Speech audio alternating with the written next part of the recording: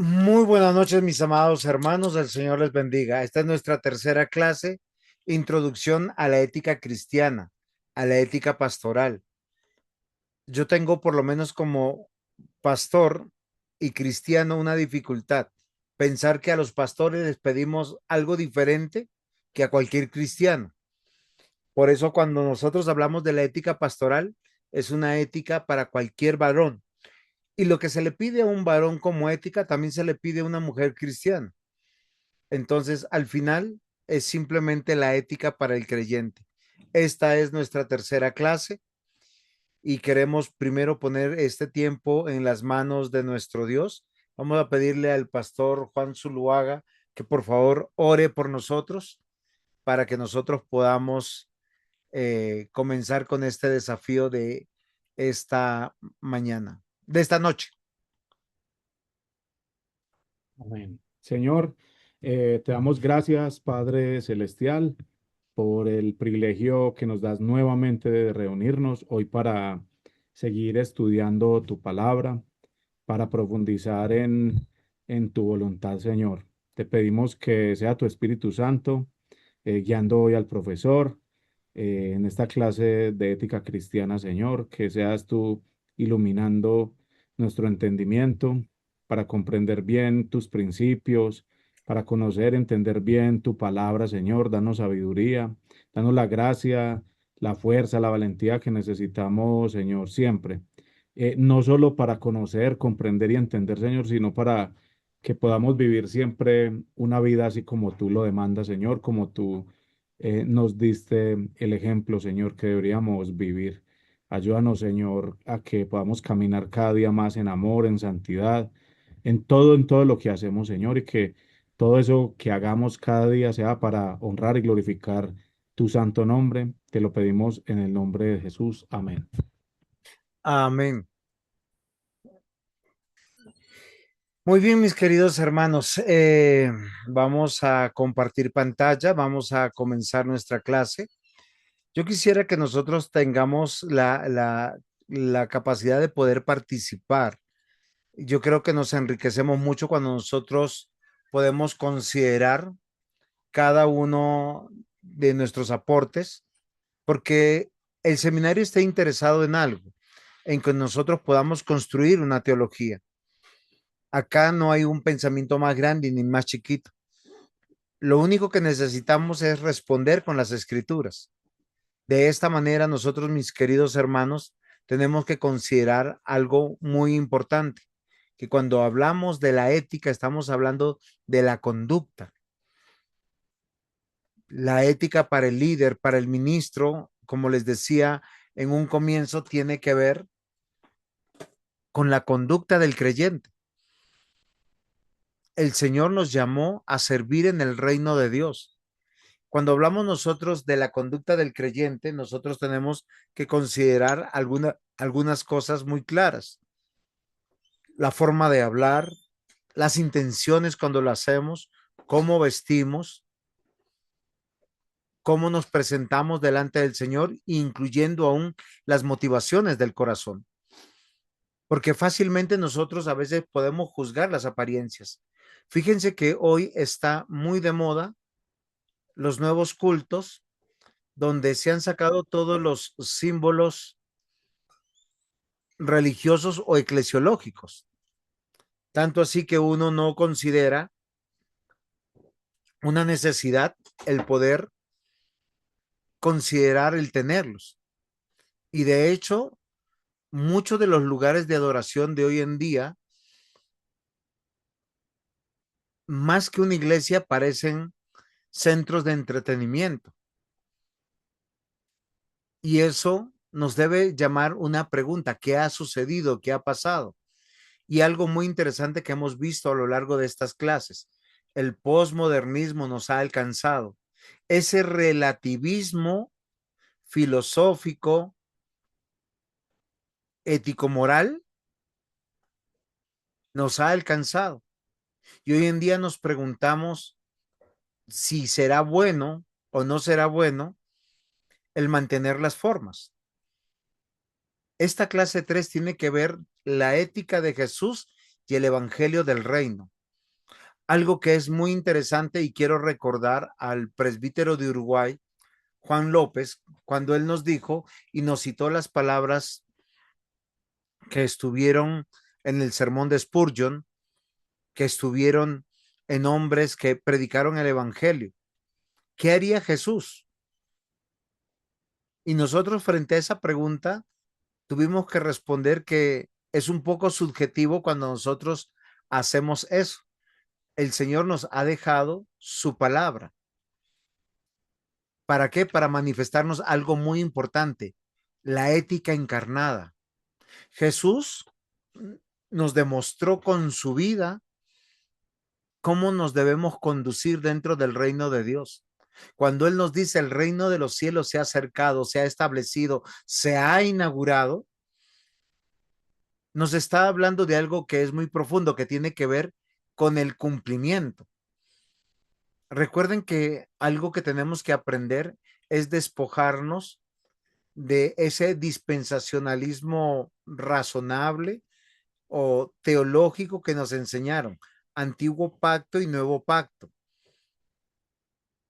Y espero que me comprendan. Y si hay alguna pregunta, no estoy diciendo que ellos estén equivocados, sino que nosotros no lo podemos usar como una regla hermenéutica. Porque cuando lo usamos como una regla hermenéutica de antiguo pacto y nuevo pacto, estamos diciendo o hablando como un pacto en desuso, viejo y retrógrado frente a uno nuevo y diferente. Cuando la escritura cita al Antiguo Testamento y el Nuevo Testamento, nos habla del reino, nos habla de la jurisprudencia del pacto, nos habla del gobierno de Dios, nos habla de que Él es nuestro Dios y nosotros su pueblo. Por eso Jesús cuando viene nos va a manifestar realmente cómo tenemos que leer las escrituras en una unidad orgánica, concatenada. ¿Qué significa? Que tenemos tres tiempos claros. La promesa del Mesías. ¿Desde cuándo tenemos la promesa del Mesías? Desde el inicio, Desde el mismo Génesis. Algo que me parece súper interesante es que el pueblo de Dios, cuando fue liberado de Egipto, nosotros tenemos que considerar algo. Salía un pueblo que casi no conocía a Dios. Algunos atribuyen mucho a la tradición oral, pero ¿saben qué dice la Biblia? Que Dios le dictó a Moisés todo lo que tenía que estar escrito. ¿Qué quiere decir esto? Que no había posiblemente esa tal tradición oral. Lo único que ellos clamaron en Éxodo 2 nos cuenta es algo muy importante. ¿Qué es lo que nos cuenta?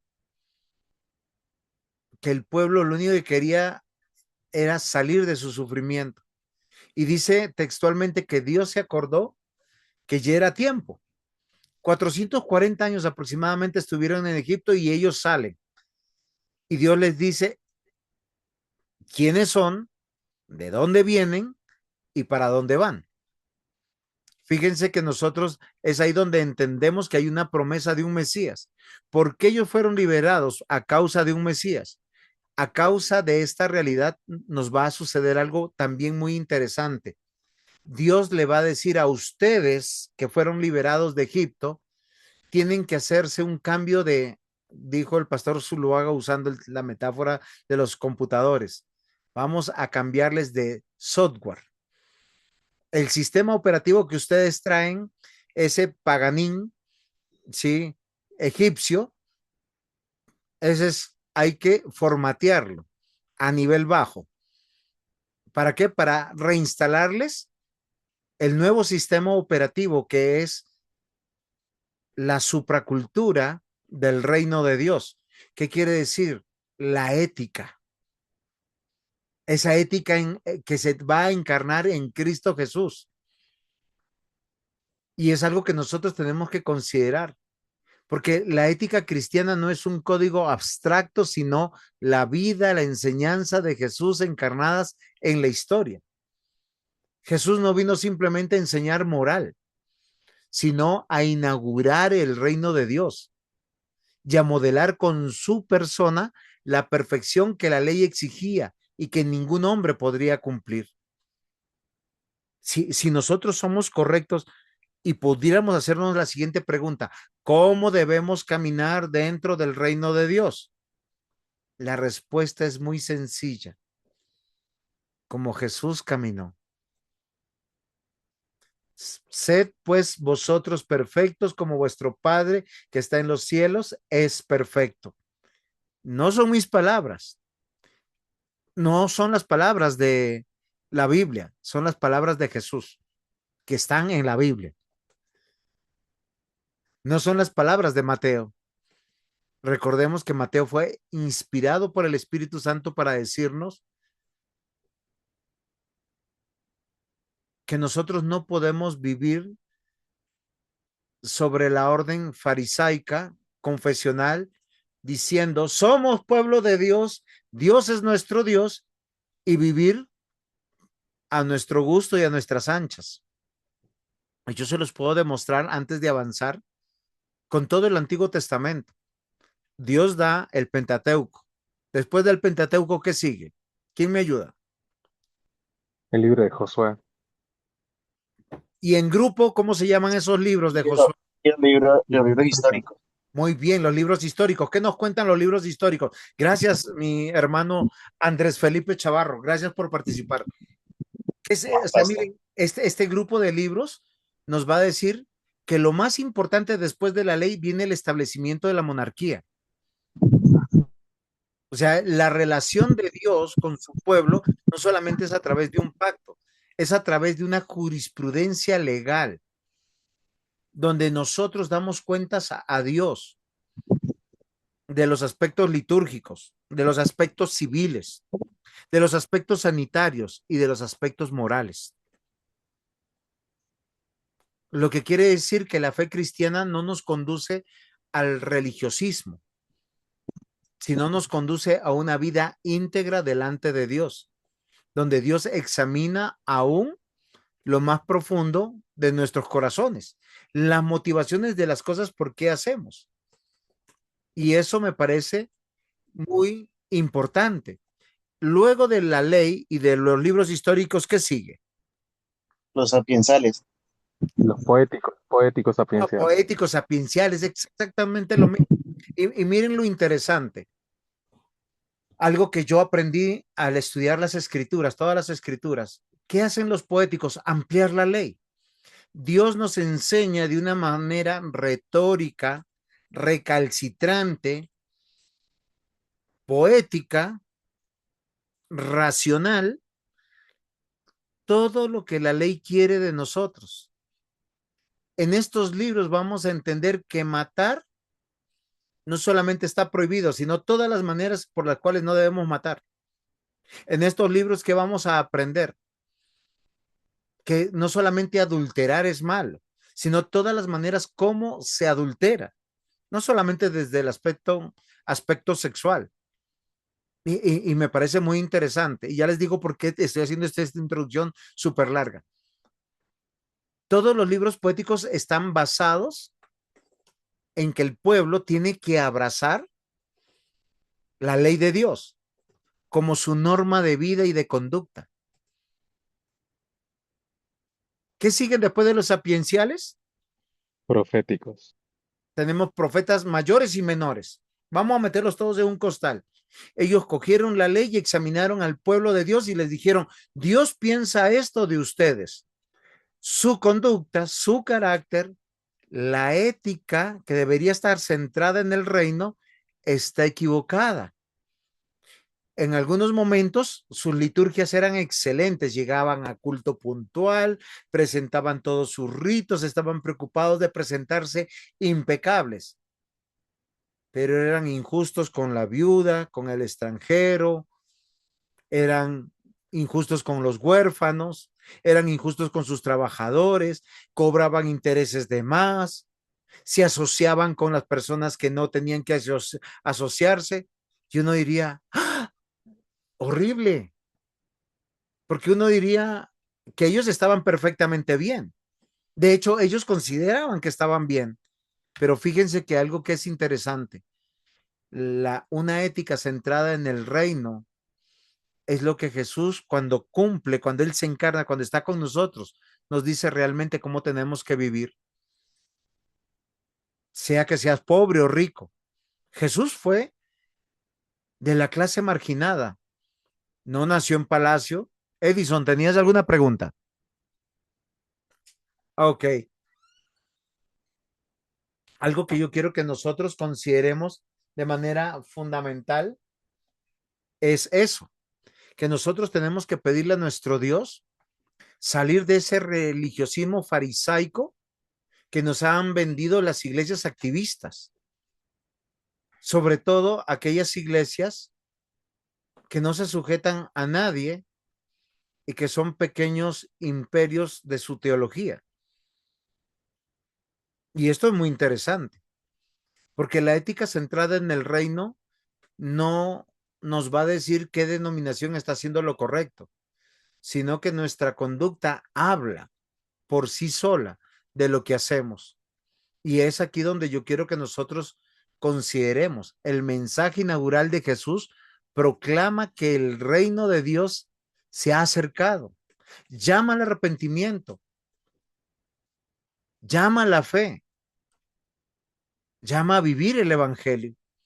Y vivir el evangelio no es ser un activista eclesiológico, porque yo conozco a muchos activistas eclesiológicos, pero que tú no les puedes prestar un peso, no te los devuelven. Y estudiante, ¿quién es estudiante? ¿Su nombre me regala? Era Fran. Perdón, César. Ok. Hay que poner el nombre, Francisco. Sí, sí, sí, disculpen, se me pasó No te ese preocupes, pequeño. yo lo pongo, pero sigue con tu Bueno. pregunta. Bueno, resulta que me llama la atención que habla del reino, ¿verdad? El evangelio del reino. Y hay un contraste que quiero hacer con respecto a lo que se cree algunos sectores, sobre todo los carismáticos pentecostales, sobre el evangelio del reino, que hacen alusión a que Dios vino a prosperarte, que la pobreza es sinónimo de maldición. Y entiendo que acá se habla de un reino totalmente muy diferente a eso de sectores marginados, que Dios, como usted mismo mencionó, así te llames rico o pobre, así te quedes rico o pobre, seguís siendo parte del reino porque somos salvos por gracia, básicamente, ¿verdad? Y eso es lo que importa, a fin de cuentas. Ok. Lo que yo estoy diciendo es algo muy importante, mi querido hermano, que Dios nos vino a, nos llamó, nos salvó y nos añadió en el reino para vivir de manera integral desde todas las áreas de nuestra vida para Él. Es lo que Jesús nos mostró. Jesús vino y no vino de una clase adinerada. Ahora, no estoy diciendo que la clase adinerada o real no tiene importancia o el reino es solo de los pobres. No. Él nos dijo desde el sector donde Dios nos puso, tenemos que vivir para Él, porque para vivir para Él no necesitamos tener más o tener menos, sino tenemos que tener la motivación correcta.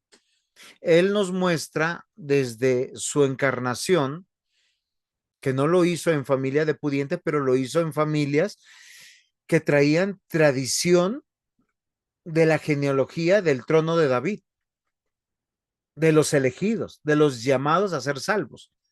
También nos puso dentro de la cultura del pueblo de Dios.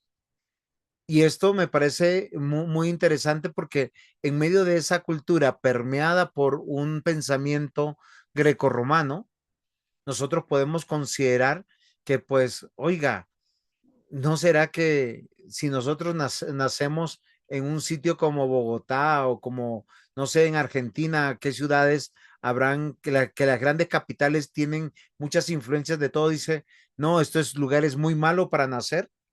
Ahora, no solamente Jesús nació en medio de un pueblo insignificante como Judá, sino estuvo en una ciudad de Nazaret que los mismos judíos dijeron, oiga, de Nazaret puede salir algo bueno.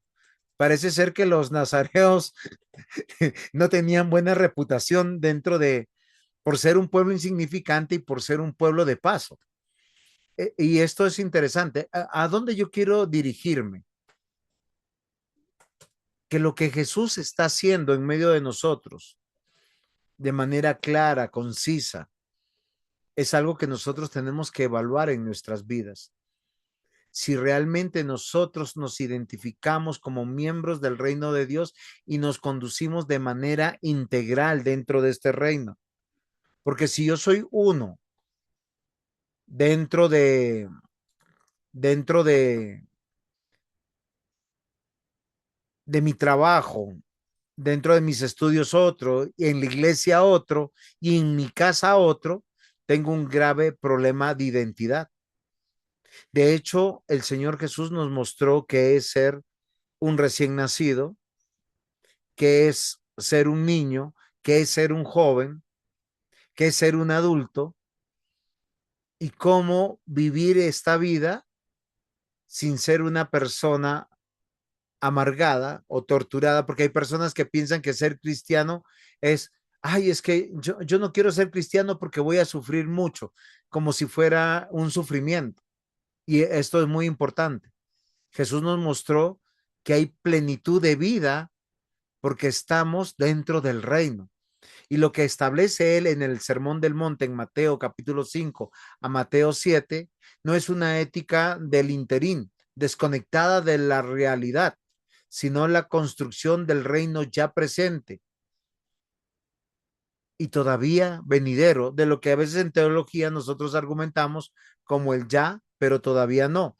Desde una perspectiva reformada, Hermann Rijbervors, en el advenimiento del reino, esa es la obra, muestra que la ética del reino es articulada en un indicativo claro, lo que Dios ha hecho, en un imperativo, lo que el creyente debe de vivir, sin separarlos. ¿Qué quiere decir? Dios creó, diseñó y yo debo disfrutar de esta hermosa realidad. ¿Preguntas hasta aquí? ¿O estamos bien? Mi querido Iván, Sí, una chiquitita en sí. ¿Se podría decir que el reino de Dios está en la tierra presente actualmente, que no? ¿cómo? No, no entendí bien la pregunta, por favor. ¿Se podría decir que el reino de Dios está presente en la tierra actualmente, que no? Bueno, eh, los teólogos actuales bíblicos, todos han llegado de manera conjunta, entre ellos Riverbos, ¿sí? Y hay otros que nos han dicho, y todos llegan a una misma conclusión que también llegó Calvino, que ya estamos viviendo en el reino, pero dentro de la temporalidad de la vida mortal. Eso que significa que el ya, pero todavía no. ¿Por qué razón? Porque lo que ha obrado Dios, así como lo está diciendo Riverbos, dice algo que es interesante. Lo que Dios ya ha hecho, ¿qué ha hecho por ti y por mí? Él murió en la cruz hace 2000 años. El Padre elige, el Hijo justifica, ¿y qué hace el Espíritu Santo en medio de nosotros? Aplica esa salvación. ¿Cómo la aplica? Transformando nuestro corazón. O sea, Dios ya ha hecho. Y eso es lo que nos indica que el reino de Dios ya está aquí. Pero ¿cuál es el imperativo? Lo que yo elijo todos los días, lo que yo vivo. Porque el único que puede juzgar, voy a decir, si yo guardo silencio en algo, el que juzga es Dios, porque Él juzga mis motivaciones. Lo que yo digo, también, ¿quién lo juzga? Dios. Puedo decir la verdad, pero hay verdades que se dicen para destruir, para enemistar, para traer conflicto, para traer disensión, ¿o no es así? Para chisme. Entonces, fíjense, lo que Dios ha hecho es un indicativo del reino de Dios. Ya está aquí. ¿Cuál es el imperativo? ¿Cómo yo sé que está aquí? Por los miembros del reino que están viviendo permanentemente algo que Dios ha hecho. De hecho, tenemos que citar a Efesios 2:10. Dice, creados en Cristo Jesús para buenas obras, las cuales Dios ha preparado de antemano para que anduviéramos en ellas. Y eso es supremamente maravilloso, porque la ética del creyente, cuando la vivimos correctamente, es aquella conducta que Dios está haciendo en nosotros. ¿Y qué hemos hecho? Diría Pablo, siervos inútiles somos. ¿Pero por qué? Porque hacemos lo que se nos dijo. Pero Dios es glorificado. El mismo Señor Jesús dijo, el tiempo se ha cumplido, el reino de Dios se ha acercado, arrepentíos y creed en el Evangelio. ¿No le parece maravilloso?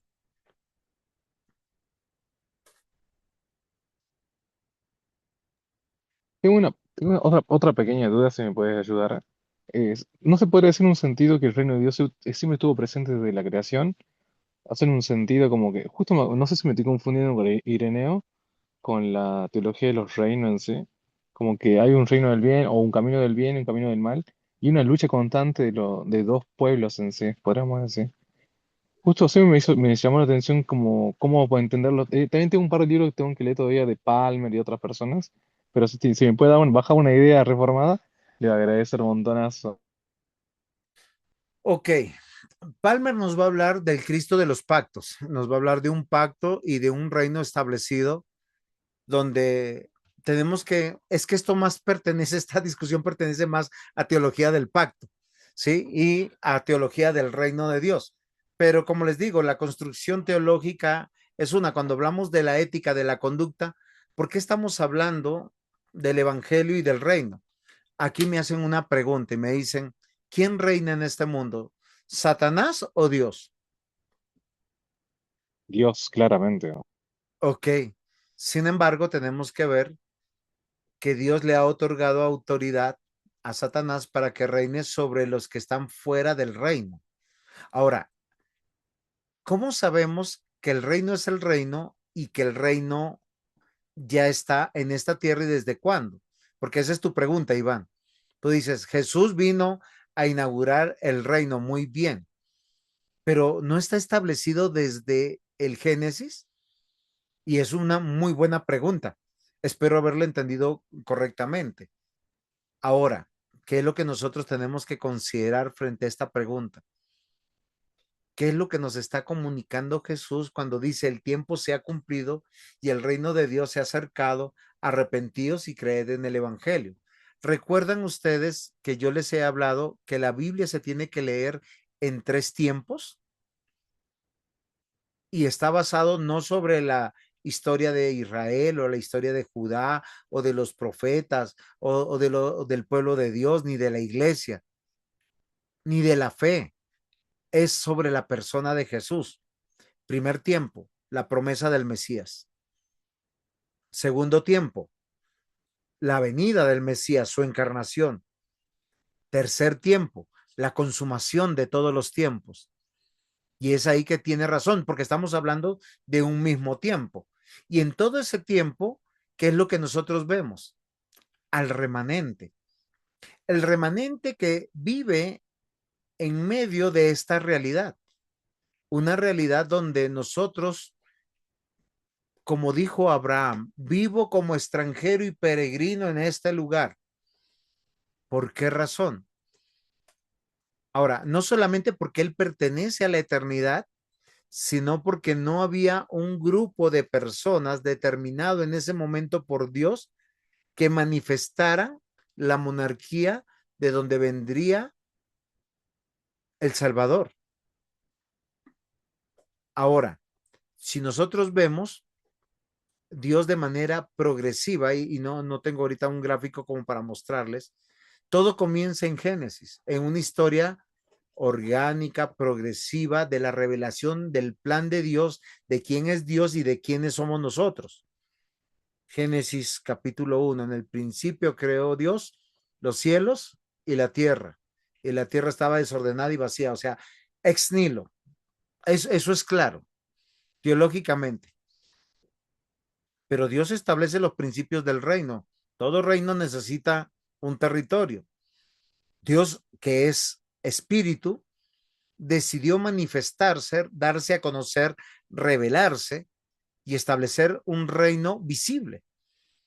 Para eso requiere un territorio. ¿Cuál es el territorio del reino de acuerdo a lo que nosotros vemos? La tierra, en términos finitos, exactos, de parámetros, de cartografía, de geografía, uno tiene que entenderlo de esa manera. Pero ¿qué más necesita para que el reino sea reino?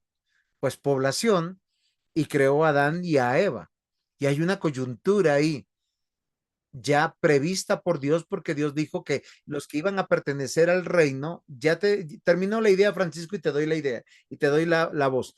Los que van a pertenecer al reino, todos y cada uno de los que pertenecen al reino están bajo una condición, son redimidos. ¿Qué quiere decir? Regenerados, tienen un corazón nuevo, un espíritu nuevo, sacados de la oscuridad.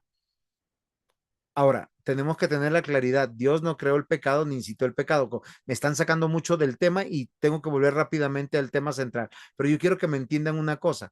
El reino de Dios está establecido desde el principio. Pero ¿por qué el Señor Jesús dice que el reino de Dios se ha acercado y hay unos tiempos diferentes? Porque Él cumplió todo lo que era sombras de la plenitud del reino para como hoy nosotros lo conocemos. Recuerden, todo lo del tabernáculo fue cumplido en la persona de Jesús. Hay una sombra permanente de los signos, sellos, símbolos y sacramentos del reino. Es que el reino es uno solo.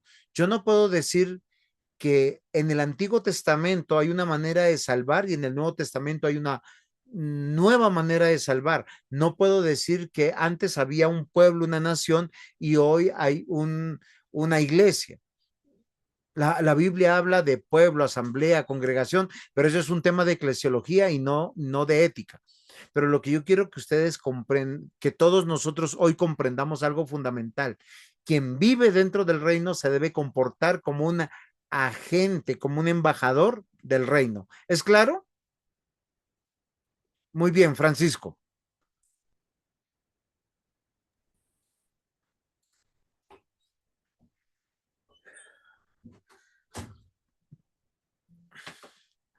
Francisco, el tiempo se le acaba. Perdón, no me di cuenta que tenía ese... Bueno, le quería decir que no continúe con su clase, pastor, porque no quisiera interrumpir con otra pregunta que no tiene nada que ver con la clase, así que me Si disculpo. quieres, anótala y me la envías, por favor. ¿Cómo se llama esto? A, Al WhatsApp. al WhatsApp y la resolvemos fuera de clase, ¿te parece? Porque Dale, yo sé dale, que debe ser muy importante. dale, dale. Muchas gracias. Aquí me están preguntando lo siguiente, el diácono Hamilton dice, eh, pero entonces si estamos viviendo en el reino, entonces viven dentro del reino los que han sido salvos por gracia, los que fueron salvos y los que serán efectivamente.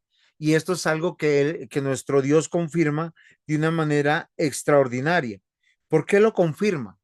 Porque Jesús no abolió la ley. La ley, miren lo maravilloso de la ética. ¿Qué es la ética? Nuevamente, conducta. O sea, son acciones puntuales que uno decide voluntariamente hacer, que se reduce en obediencia. ¿A qué? A la norma. Y eso es muy interesante. Cuando la norma es cambiada,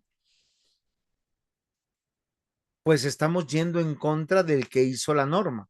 Y eso es lo que hicieron los fariseos. Jesús no abolió la ley, la cumplió, la profundizó, revelando su sentido pleno y su exigencia interior. Y si nosotros vamos al Sermón del Monte, nos vamos a dar cuenta de algo. Jesús simplemente nos recuerda, profundizando en lo que el Señor nos va a enseñar. Dice no matarás. Y es verdad, los ancianos enseñaron no matar, pero no matar no es simplemente coger un puñal y asesinar y tomar la vida de alguien. Es burlarse de otro, es avergonzar a otro, es matarlo en el corazón. No te quiero ver, no me hablo más contigo. Y dice, si nosotros hemos quebrantado ese mandamiento, lo hemos hecho, pero eso también lo enseña la ley. La falta de perdón, la falta de misericordia, la falta de compasión, la falta de bondad, todos llegan a lo mismo. Pero fíjense, algo muy interesante, Pastor Luis Eduardo, ya le doy la palabra un segundito. Su propia vida fue una obediencia perfecta al Padre. Su alimento era hacer la voluntad del Padre. Recuerden, lo que Dios hizo, Él ya creó, Él tiene el diseño. ¿Cómo glorificamos a Dios? Confiando en lo que Él quiere. No es a mi manera, no es bajo mi sentido común, no es con mi mejor intención. La perspectiva reformada del catecismo de Heidelberg y de la doctrina del tercer uso de la ley dice usos normativo. Enseña que la ley cumplida en Cristo sigue siendo la guía de gratitud para el creyente regenerado. Mateo 5:17, no penséis que he venido a abrogar la ley o los profetas. No he venido para abrogarla, sino para cumplirla. Pastor Luis Eduardo, qué gusto escucharlo. Hola, pastor. Eh, eh, nosotros, no sé si es, es una pregunta, todavía no lo tengo claro. No se preocupe, si tiene la pregunta, tiene la respuesta. Pero nosotros, el pastor ahorita menciona confesiones, catecismos, documentos históricos de la Reforma, sus preguntas, sus respuestas, pero es en medio de nuestra cultura,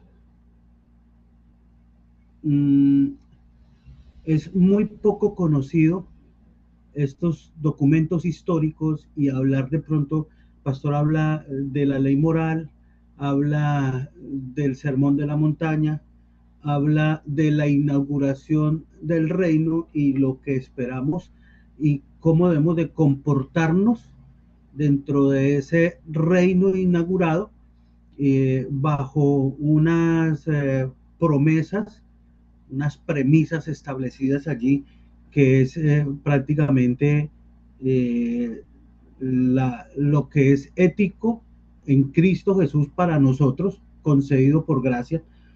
Pero viene la pregunta, pastor.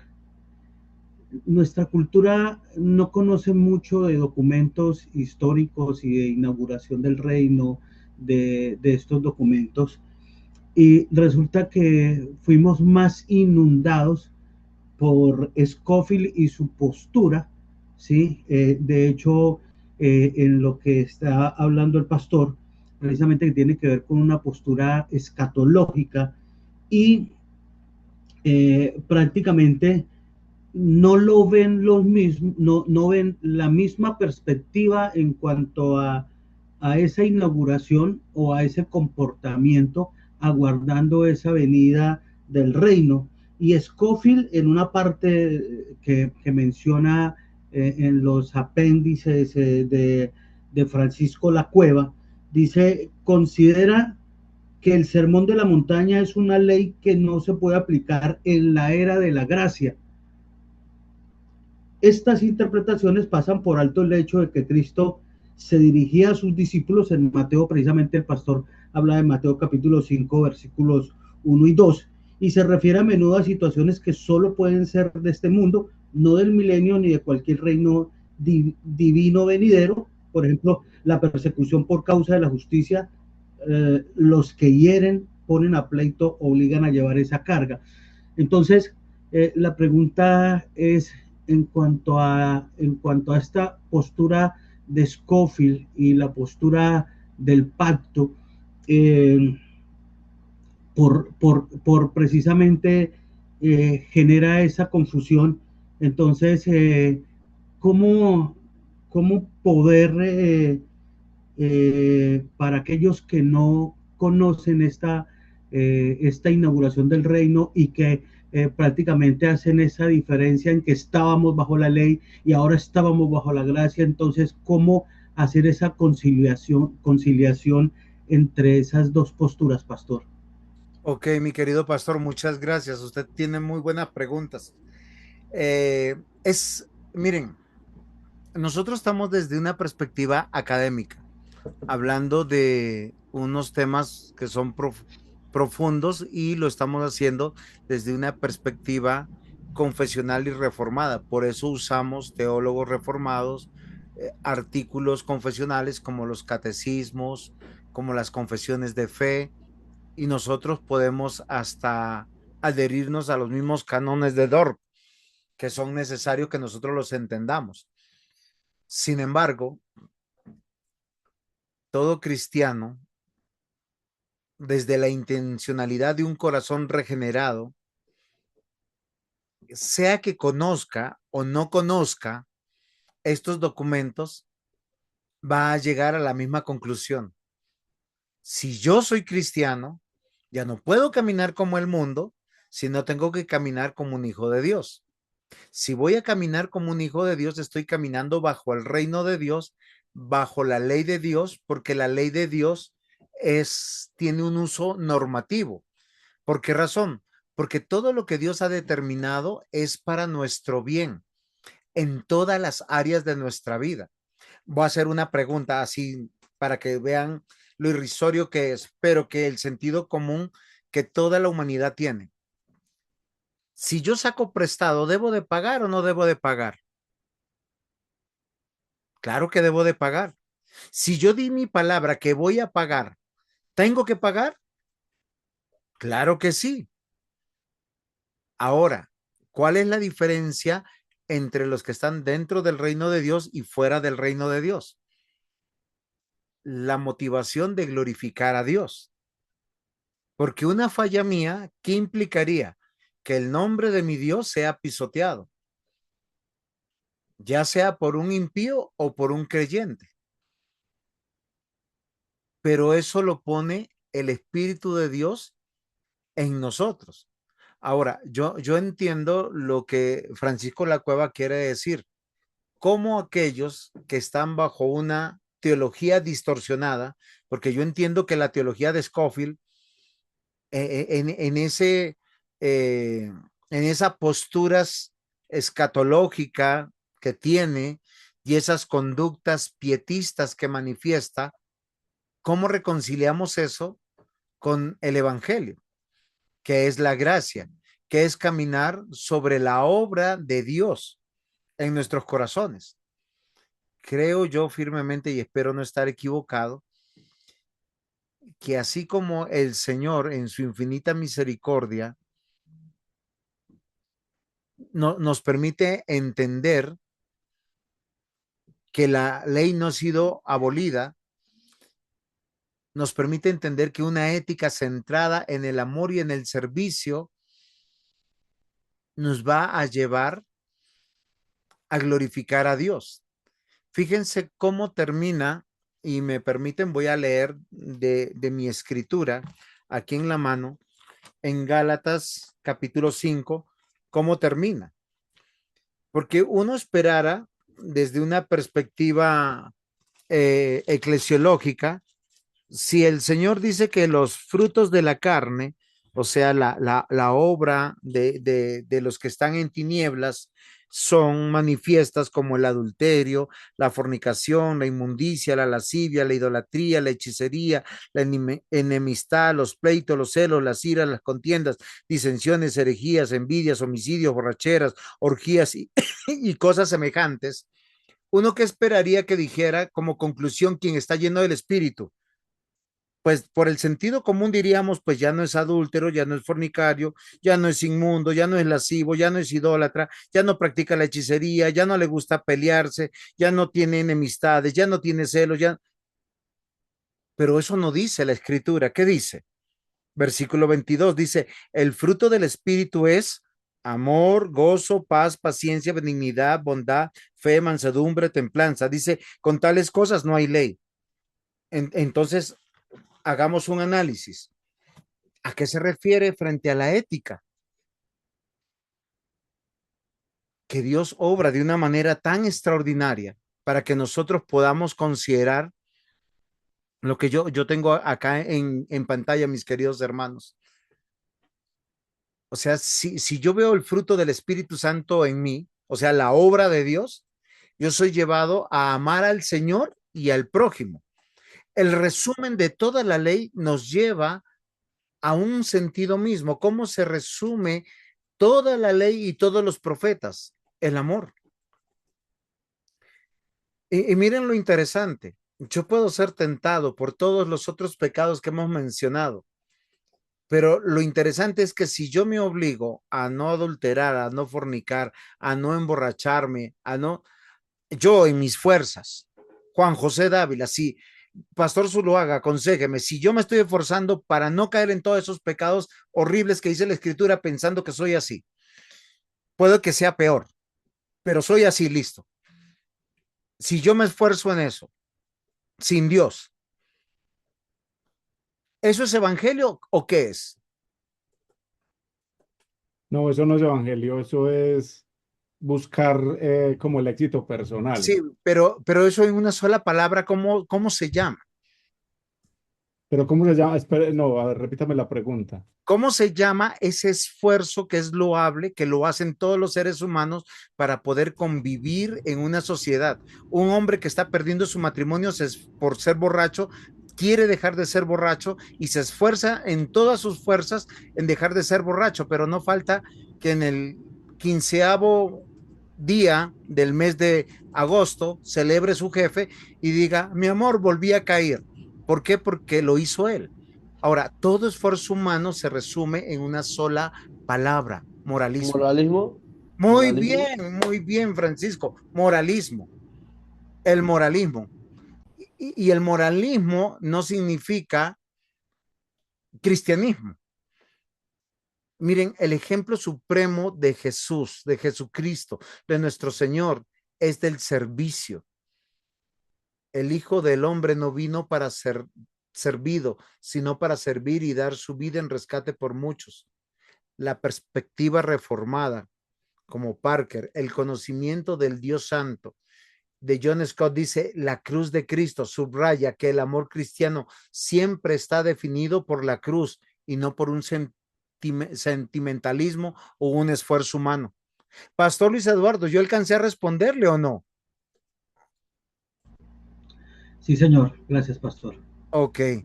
Espero no haber escapado a su acuiciosa pregunta. No, pastor. Gracias. Miren, nuestro Señor no solo nos enseñó el camino recto, porque Él nos dijo, yo soy el camino, la verdad y la vida. Nadie.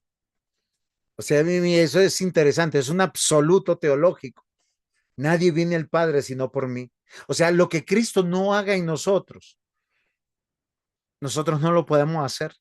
La ética de Jesús no puede separarse de su evangelio. Es por gracia. Su perfecta obediencia se imputa al creyente por fe. Su espíritu capacita al redimido para vivir en gratitud. No violenta su razón, no violenta su voluntad, no violenta sus emociones. Según el modelo del reino, la ley cumplida y el amor sacrificial.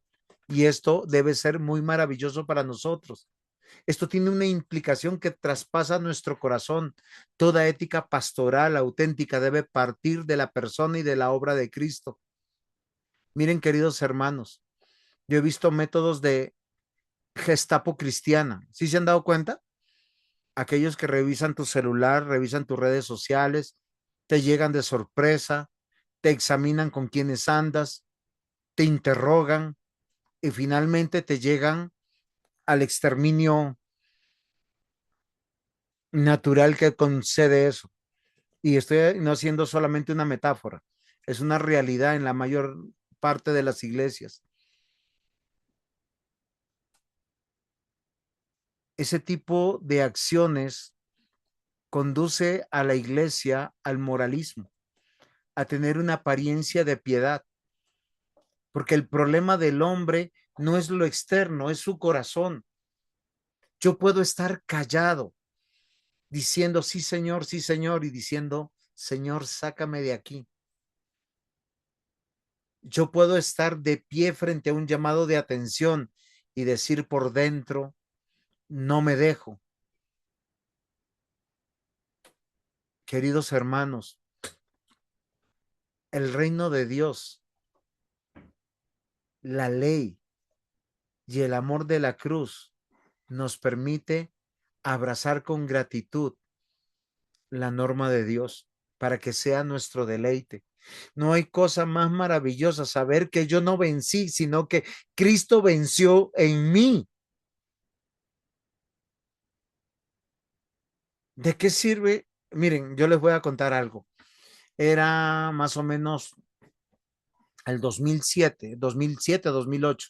Y un querido amigo pastor me llamó y me dijo, sí, yo trabajaba en lo mismo que el pastor Juan Zuluaga en ese tiempo, con el tema de computadores. Y me dice, Juanito, él me decía, Juanito, hazme un favor, mira mi computador, ponle bloqueadores a todas las páginas de internet porque yo lucho con la pornografía. Y algo que es interesante, yo le dije, querido pastor, no lo puedo hacer. ¿Cómo que no? Si tú eres el técnico, no, no lo puedo hacer. Y él me dijo, ¿por qué? Porque yo sé que usted es un siervo de Dios, porque yo sé que esto simplemente el Señor lo puede hacer en su corazón. Miren, es un hombre que lo conozco hace mucho tiempo. Sé que todavía está sirviendo, sé que tiene un buen ministerio y sé que el Señor venció en su corazón. Él no necesitaba bloqueadores, él necesitaba confesar su pecado, rendirse a Dios y tomar las mismas herramientas que Dios nos da para escapar del esfuerzo humano. Porque yo puedo decir, no quiero, no voy a hacer, controlar la bestia en su momento, hasta cuando algo te rompe y te quiebra y sale lo peor de ti. Y le estoy hablando de un caso real.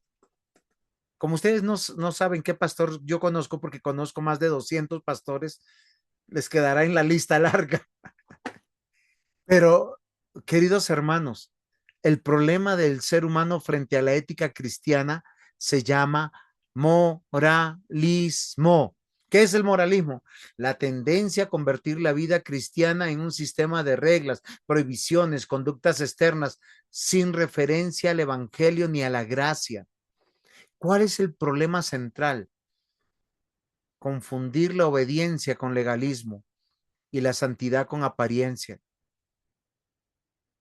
¿De qué sirve, queridos hermanos, aparentar que soy un buen cristiano si la lucha de los demonios internos están ahí y yo sé que estoy perdiendo? Los fariseos que ataban cargas pesadas a los demás, pero descuidaban la justicia, la misericordia, la fe. Hay una tensión en nuestra vida. La lucha del moralismo versus la moral bíblica o la ética bíblica.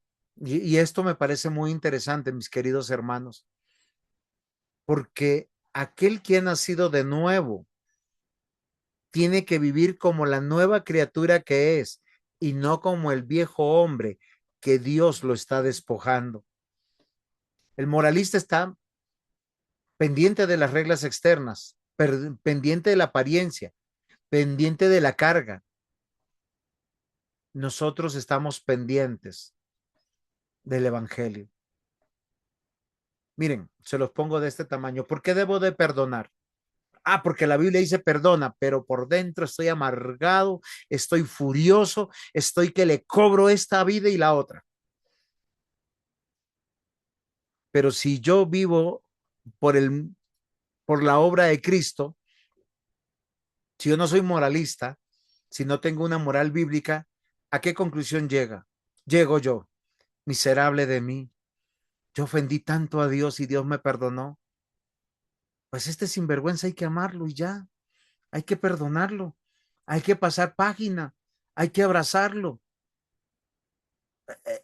Estoy siendo entendido. Estoy comunicando bien las ideas. Lo uno nace de mi esfuerzo. Lo perdono a pesar que esté turbado, amargado, iracundo, pero delante de todos soy un santo hombre de Dios. No guardo rencor. ¿Usted cómo conoce al moralista? Tóquelo en un momento donde él no pueda tener dominio propio y sale el devorador. ¡Wow! y dice hasta de qué te vas a morir. Pero aquel que vive el evangelio, la gracia, la justicia, la misericordia, dice, miserable de mí, que soy pecador. Pide y yo te doy turno.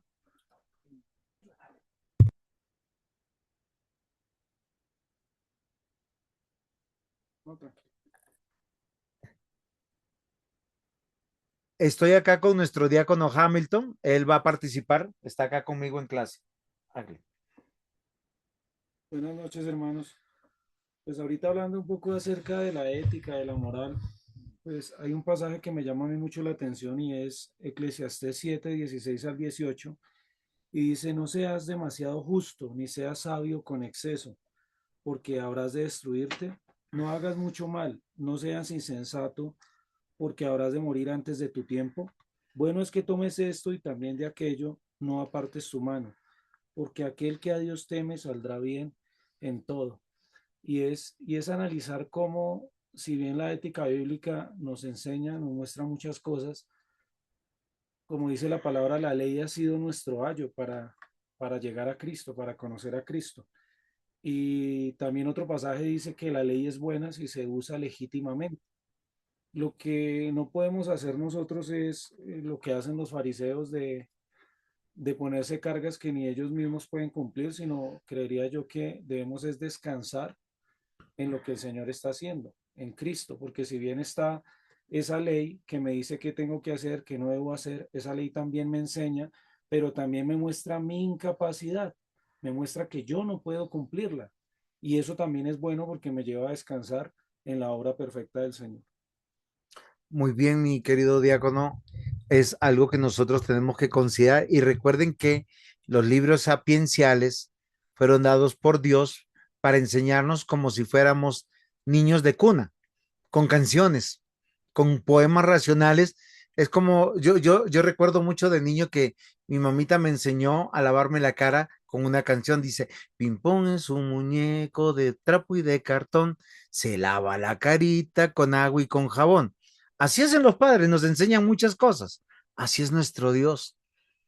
Y miren lo que nosotros tenemos que entender, hacer una diferencia clara de lo que es realmente la ética bíblica. ¿Por qué razón, mis amados hermanos? Porque en la ética bíblica encontramos que el fundamento, la moral cristiana, surge de mi alianza con Dios, de mi intimidad con Él, porque Él se ha revelado a mí. Y esto es muy importante. El centro es su amor, es su gracia en Cristo. Dice, 7 veces cae el justo, 7 veces se levanta. El justo nunca huye de la gracia, nunca huye de la presencia de Dios. Y yo quiero que ustedes lo vean en su corazón, porque hay una dimensión interna. Yo entiendo que no basta el cumplimiento externo, tiene que ser de corazón. O sea, yo no puedo hacer las cosas para que me vean, en otras palabras, sino porque sé que Dios está sabiendo lo que está pasando internamente en mí. Los ejes centrales de una bíblica, de una ética bíblica son tu comunión con Dios. Recuerden que el profeta Ezequiel dijo, os daré un corazón nuevo, un espíritu nuevo, les daré mi espíritu. Ustedes saben para qué, de acuerdo a ese versículo.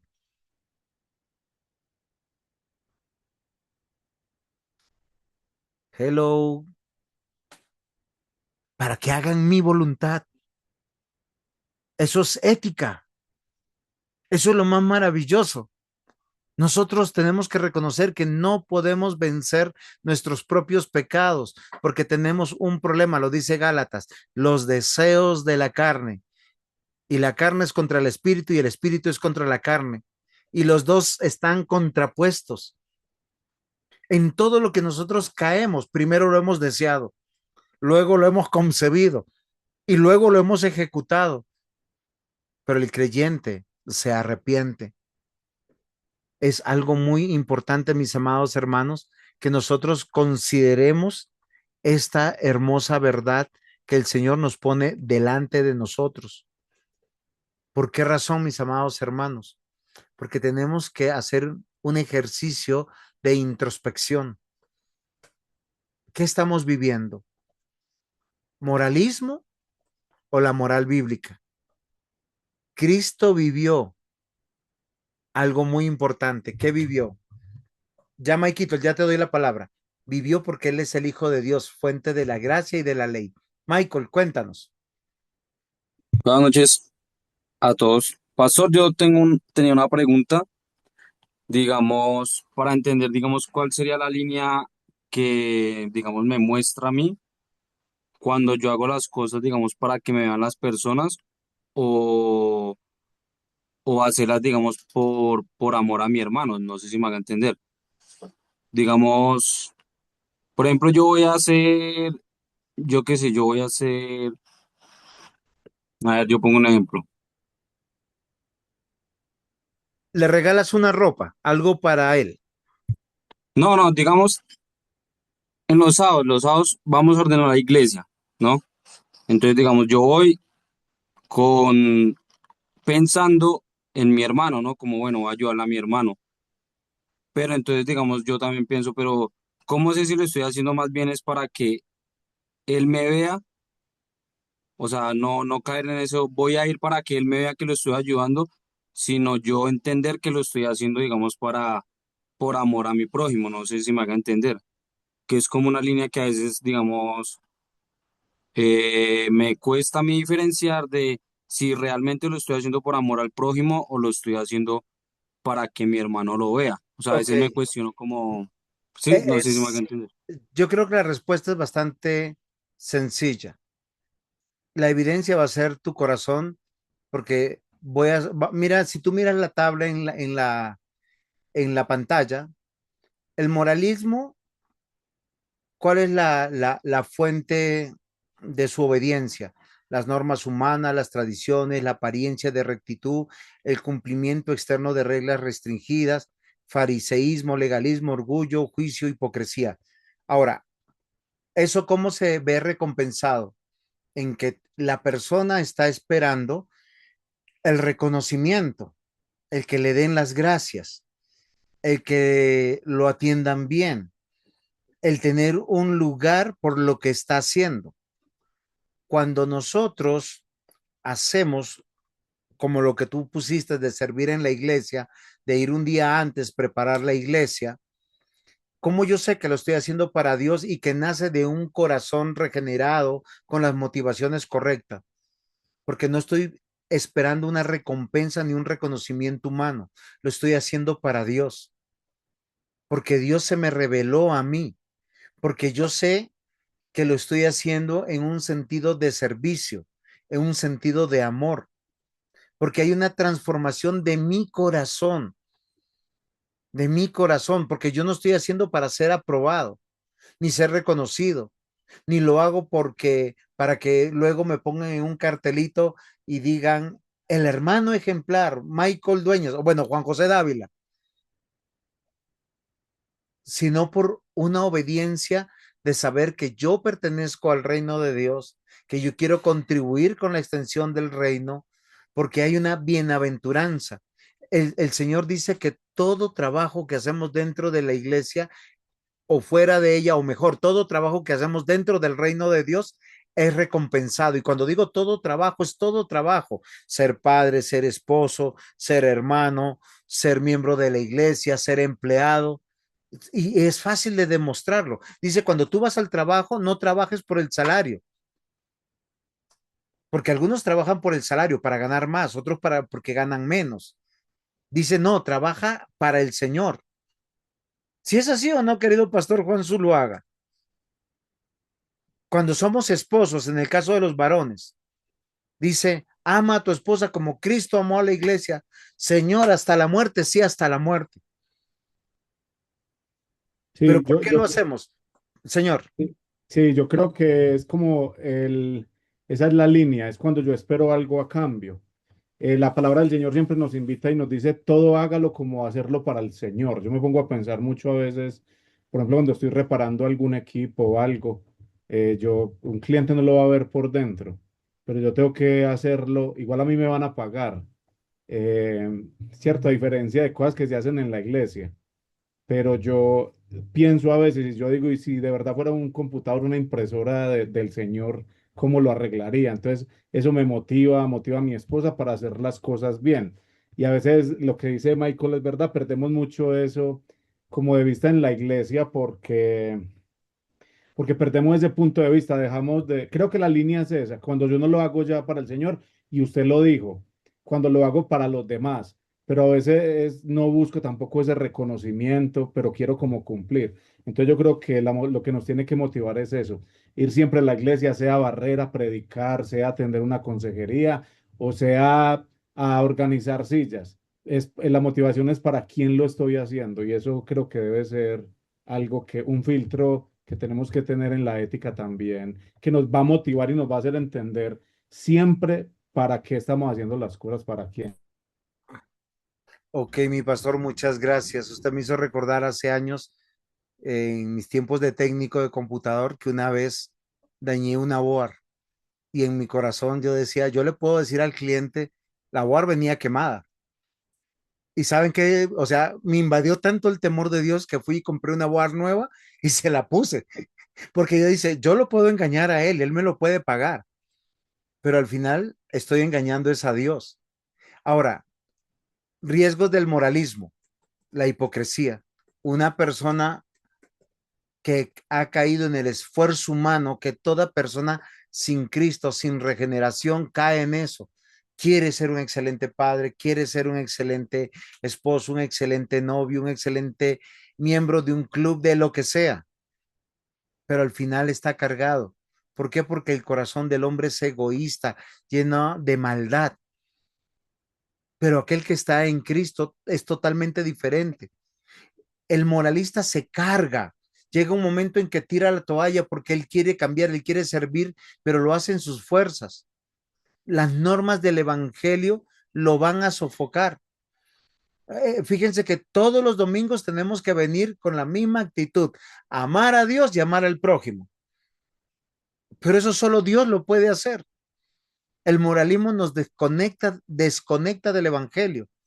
Se pierde, o sea, hoy estoy animado de ir a la iglesia, de pronto en 15 días ya no estoy animado porque los hermanos ya no saludan, no agradecen, me miraron mal, me están juzgando,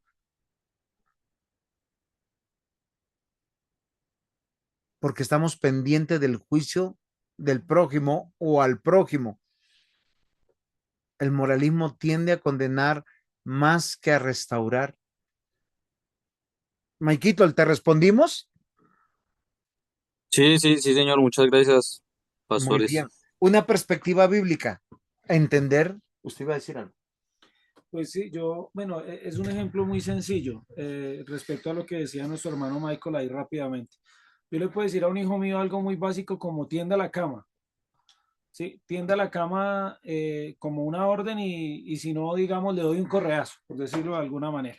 Moralista. Aunque en esta sociedad de pronto ya me demandan por eso, pero bueno.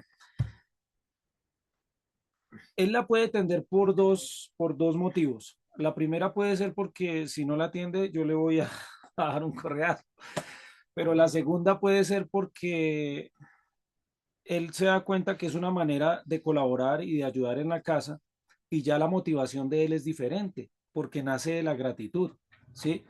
Y ahí es donde, así es como debemos nosotros hacer las cosas.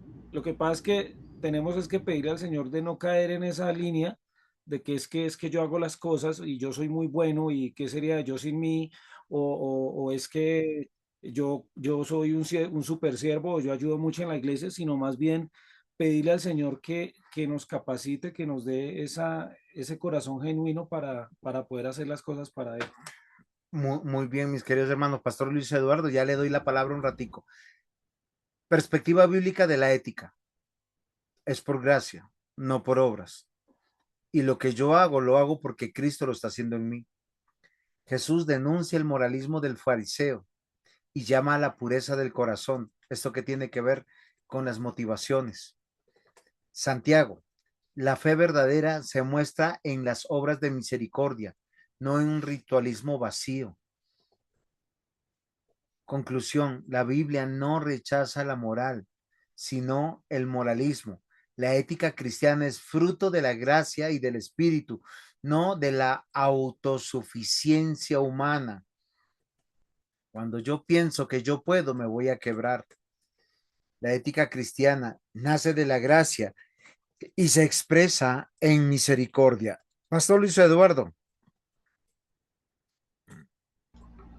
Bueno, de pronto es como para un complementar a lo que habla mi hermano Hamilton en cuanto a, bueno, le doy el correazo o hago las cosas. A mí no, a mí no. eh,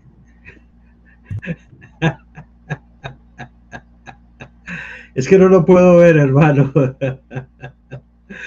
Entonces, pero yo creo que la misma norma escrita en el corazón, por la misma formación al interior del hogar, y bueno, me lo utilizo como un símil, nos lleva a que no se debe esperar la orden, porque de igual manera sería algo moralista o algo meritorio para recibir algún tipo de alabanza, ¿sí? Y lo llevo ahora hacia el plano de pronto lo que hablaban los hermanos en cuanto al servicio en la iglesia, ¿ah? Porque se sabe que todos tenemos o hemos sido equipados con dones para un servicio en particular y sabemos cómo el Señor nos ha venido, lo ha venido haciendo en cada uno de nosotros para desempeñarlo. Pero eso no tiene que ser algo el cual cada 8 días, digamos, se tenga que, o en el boletín o en los anuncios o como un recordatorio del ministro o algo al interior de la iglesia en cuanto al servicio se tenga que decir para hacer, porque yo creo que es algo que está precisamente dado para que nosotros lo hagamos para no esperar de pronto algún tipo de alabanza o algún tipo de reconocimiento por ello. Entonces es precisamente las cosas que Dios pone en el corazón. De hecho habla el autor en cuanto a los regenerados, a los que son llamados, precisamente esa parte ética de Cristo como muestra, y si me permite, pastor, colocaba un ejemplo en una diapositiva anterior en cuanto al lavado de los pies. El Señor sabía quizás, bueno, lo moralista o lo poco ético que era el mismo Judas. No por eso se abstuvo de lavarle los pies. Quizás hablando de la compasión y el amor, el Señor lo hizo precisamente partiendo de esa normativa o esa enseñanza que luego los que estaban viendo y que luego reconocerían esto como un servicio, algo que se da no esperando nada a cambio, sino que el Señor lo hizo sobre la base, el pastor hablaba sobre la base del amor y del principio de la misma, el principio que lo llevaba precisamente del amor y de la misma normatividad que él venía a enseñar, lo llevaba para que luego lo hicieran de esa manera. Decía Ray Stillman que nadie puede entrar ante el trono de la gracia erguido, sino la única manera de entrar ante el trono de la gracia es de rodillas, humillándose precisamente ante el Señor para hacer las cosas. Entonces, lo que quería complementar era eso a mi hermano Hamilton. Gracias, pastor. Pastor, muchas gracias. Pastor Adrián, ya le doy la palabra. Quiero avanzar un poquito con esta diapositiva rápidamente para responderle a Michael y también complementar lo que dice nuestro diácono Hamilton. Tres pilares fundamentales. Quien se ha apartado del moralismo y está viviendo la ética cristiana, la moral cristiana, es habitado por el Espíritu Santo. El Espíritu Santo nos da dirección. Si hemos pecado, confesamos nuestros pecados y nuestro deseo genuino es, Señor, dame un corazón, dame un espíritu recto, lávame de mi maldad, límpiame de mi pecado, porque el Espíritu Santo converge y produce transformación interior. O sea, es un deseo de mi corazón de no querer seguir ofendiendo a Dios. Quien tiene una lucha con el pecado seriamente soy yo, lo entiendo que soy yo. Entonces, este es un pilar fundamental. Solo el que es habitado por el Espíritu Santo desea genuinamente la santificación.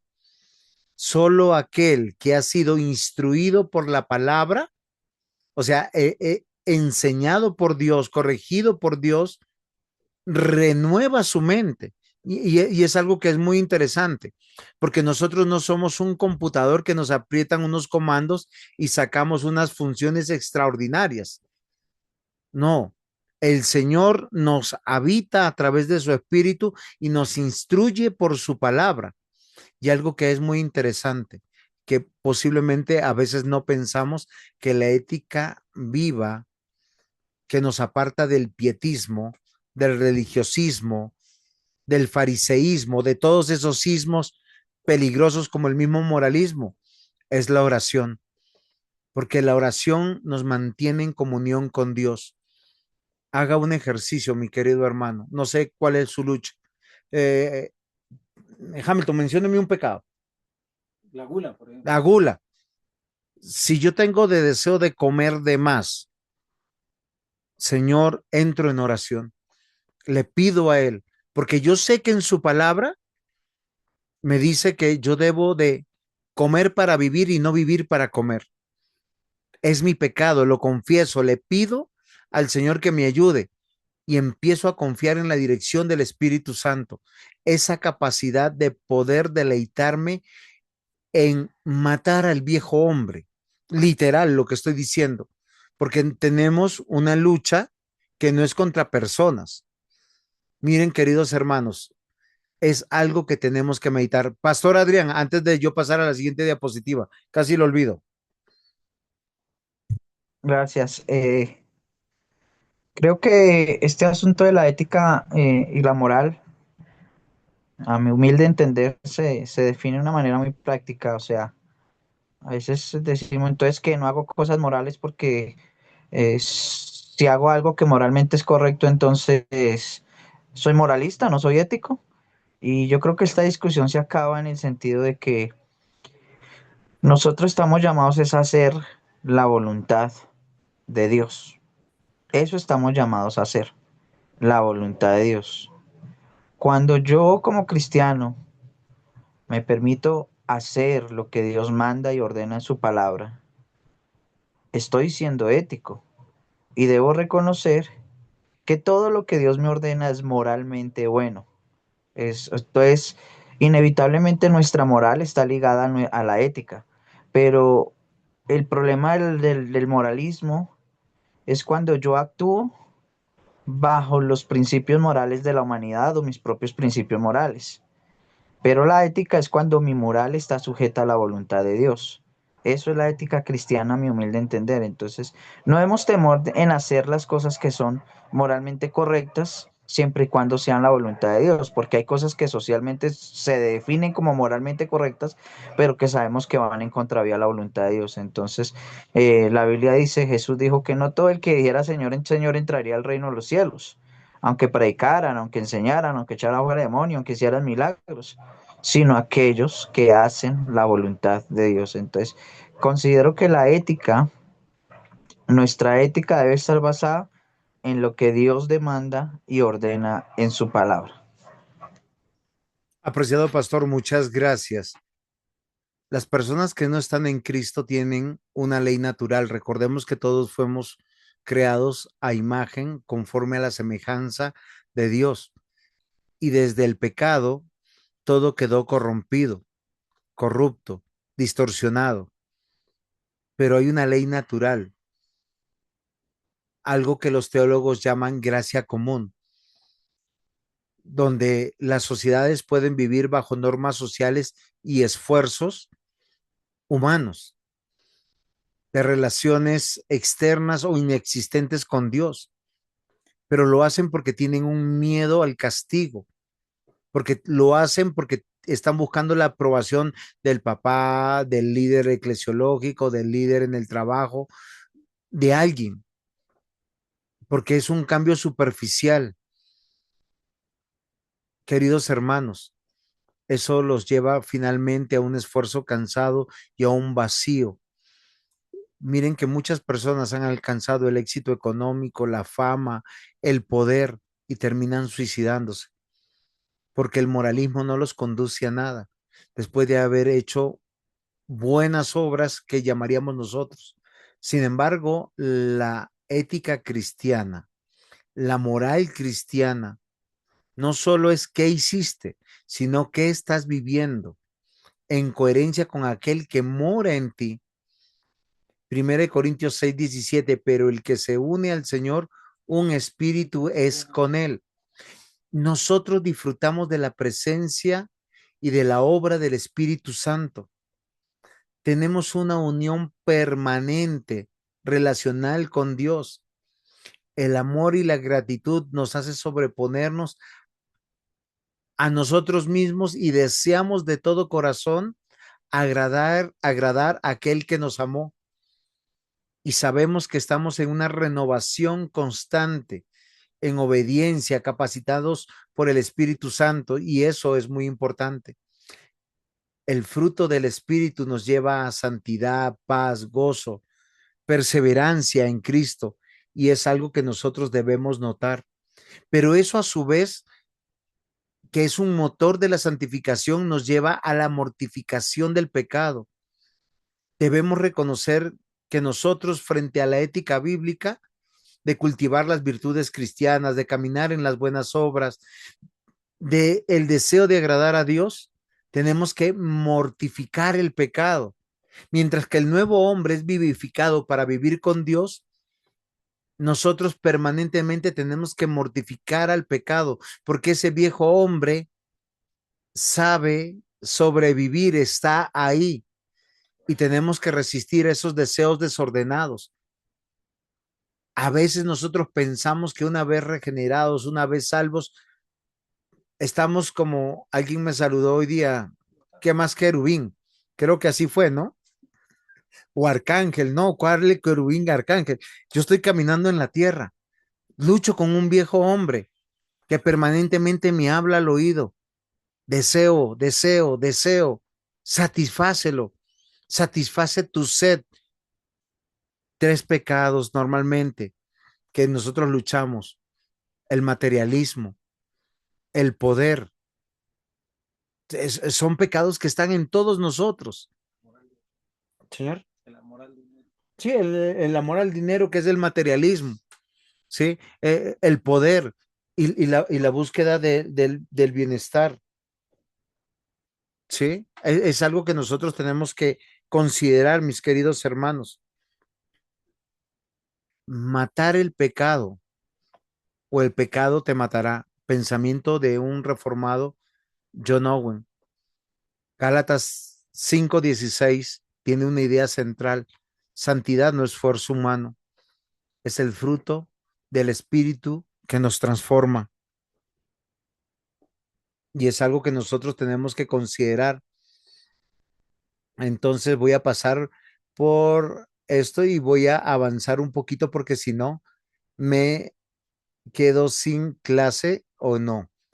Tenemos que entrar a algo que es muy importante, la ética cristiana personal. ¿Cómo vamos, mis queridos hermanos? Yo he estado tan concentrado, ya se nos acaba casi el tiempo. Entonces, la vida en el Espíritu es la vida en la palabra y la vida en oración. 3 aspectos fundamentales que nuestro Señor Jesucristo nos enseñó. Nosotros permanentemente no vimos un ser religioso viviendo en medio de nosotros. Es un hombre que visitó a los necesitados.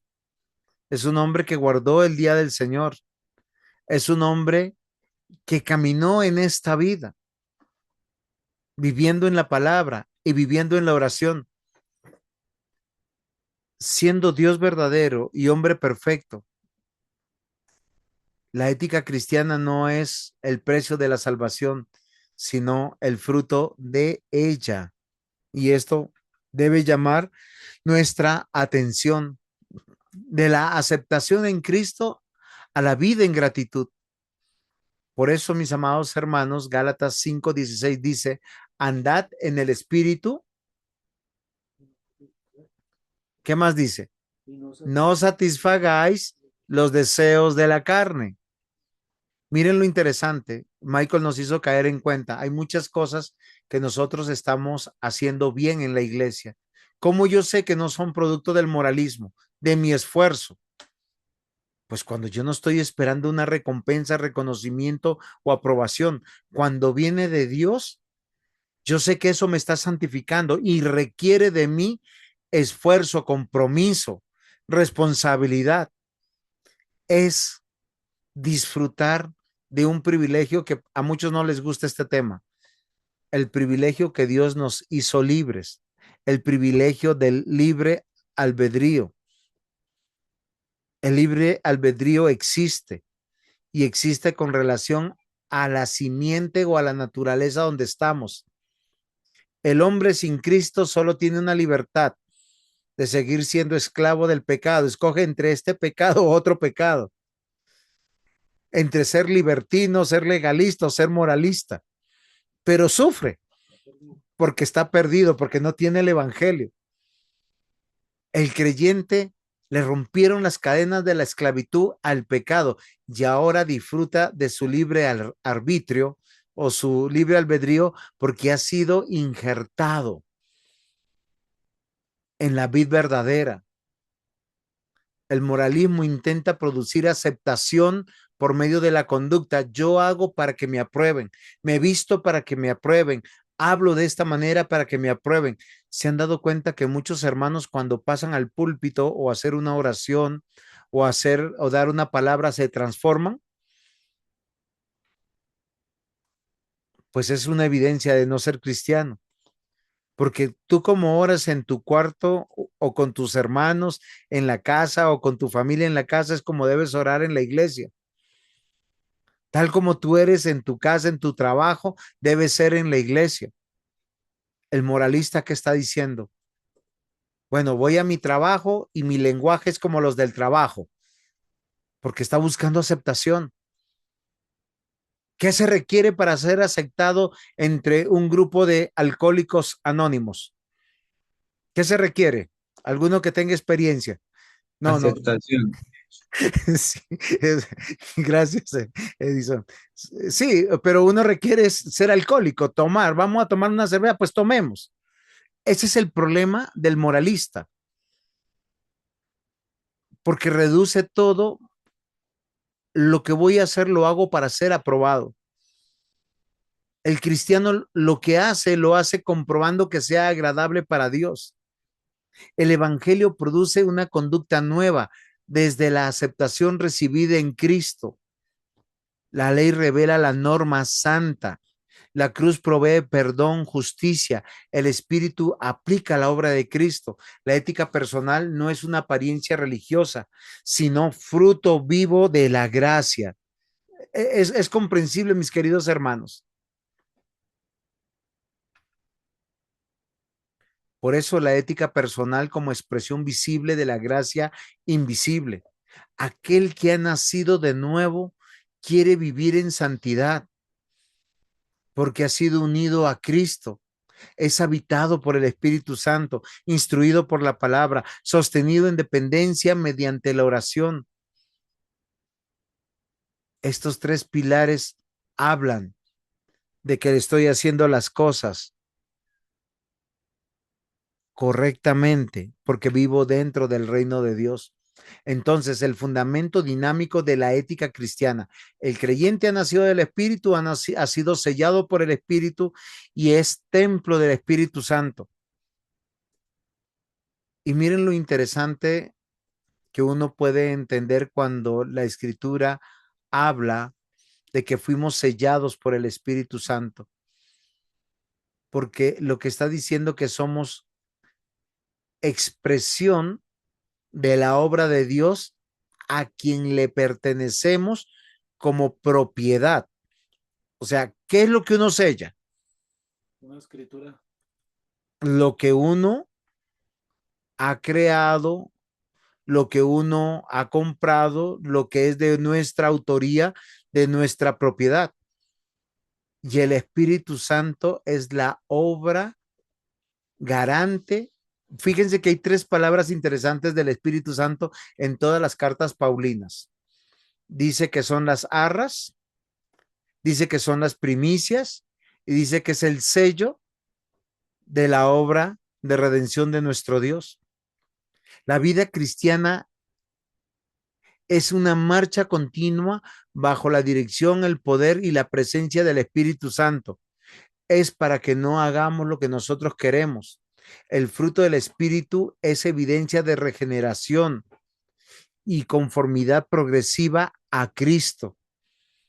Y eso me parece muy interesante, porque cada cosa que vamos haciendo no la hacemos para ser aprobados, ni para ser reconocidos, ni para sentirnos bien. Lo hacemos porque el Espíritu Santo mora en nosotros. La morada interna y la coherencia ética. Cristo dijo claramente, es necesario que yo me vaya. ¿Sí lo dijo de esa manera o no? ¿Para qué? Para enviarnos al Paracleto, al Consolador. El sello del Espíritu indica la pertenencia, seguridad y destino escatológico. ¿Por qué hago lo que hago? Porque soy miembro del reino de Dios. Y esto debe ser muy evidente. Yo no hago para ser aprobado por nadie. ¿Eso qué me va a ayudar todos los días a no decaer, a no caer en el fatalismo, a no esperar ningún reconocimiento? Miren, queridos hermanos, hacer esta clase para mí ha sido una de las cosas más reconfortantes, porque nosotros como pastores, aunque decimos que no esperamos nada, a veces nos sentimos como si estuviéramos predicándole a las piedras o a mentes de teflón, que no se les pega nada. Pero ¿de qué estamos seguros o seguros el ministerio pastoral? Que nosotros predicamos la palabra de Dios y solo el Espíritu Santo puede aplicar esa palabra al corazón del creyente, regenerar ese corazón, transformar esa mente para que camine en el Señor. Por eso una persona que se entrega al pecado, dice la Escritura que contrista al Espíritu. Al final es una manera inconsistente de vivir ante la presencia de nuestro Dios. Juan Calvino expresó lo siguiente: el Espíritu es el vínculo por el cual Cristo nos une consigo mismo y comunica sus beneficios. La pregunta es, ¿estás viviendo con coherencia con aquel que mora en ti o que tú dices que mora en ti? La ética cristiana no es vigilancia externa, sino conciencia de quién está morando en mí. Y no sé si eso te va a ayudar. Voy a hacer un ejemplo. Si yo sé que voy a cometer un pecado, yo tengo que estar delante de la presencia de nuestro Dios, consciente de algo. Es que el Señor me está viendo. Es que el Señor está presenciando todo lo que yo estoy haciendo, todo lo que estoy diciendo. El Señor dice que va a juzgar aún la palabra que no he pronunciado. Porque nuestra conducta no es para ser aprobados. Nuestra conducta tiene que ver con conducirnos en gratitud a aquel que nos salvó y pagó precio por nosotros. Aquel que nos dijo, sed santos porque yo soy santo. Nosotros mismos nos apartamos. Andar en el Espíritu es andar en su dirección, en dependencia, en perseverancia. Es una santidad real sin triunfalismo, pero sin resignación. Es el ya, pero todavía no. Andar expresa una conducta habitual, no un impulso ocasional. ¿Sí se han dado cuenta? No sé si a los pastores les pasa. Vamos a hacer tal cosa y se levantan 10 manos. Pastor, cuente conmigo. Llega el día y de 20 que levantaron llegan uno o dos. Y uno como pastor que dice, hagámosle. Hagámosle. La lucha contra la carne es real. El poder del Espíritu también es real. El cristiano no lucha para obtener vida, lucha porque ya ha recibido la vida en Cristo, ya ha sido justificado, está siendo santificado Queridos hermanos, la justificación es la raíz de la seguridad, de la santificación, es el fruto de la gracia. El camino de andar en el Espíritu es el camino de la humildad y la dependencia. Hago lo que hago no porque yo sea una pilera, porque sea el super saiyajin cristiano, el Superman cristiano. Hago lo que hago es porque el Señor está perseverando en nosotros. Y eso es algo muy interesante que nosotros debemos considerar. El fruto del Espíritu como evidencia ética. Queridos hermanos, esto me parece súper interesante que nosotros lo analicemos, porque la Biblia dice y habla del fruto del Espíritu Santo, de un fruto que es como una mandarina con muchos gajitos. Tiene que crecer integralmente. Ningún cristiano puede decir, pastor, yo tengo amor, gozo, paz, pero paciencia, Señor, ore para que el Señor me dé paciencia. Es irracional, porque Dios nos da como fruto de su obra amor, ordena los afectos hacia Dios y hacia el prójimo, porque no es mi amor, es el amor de Dios, el gozo, la comunión con Cristo más allá de las circunstancias. Tienes cáncer, te vas a morir. Sí, estoy triste por dejarlos, pero ya estaré con el Señor.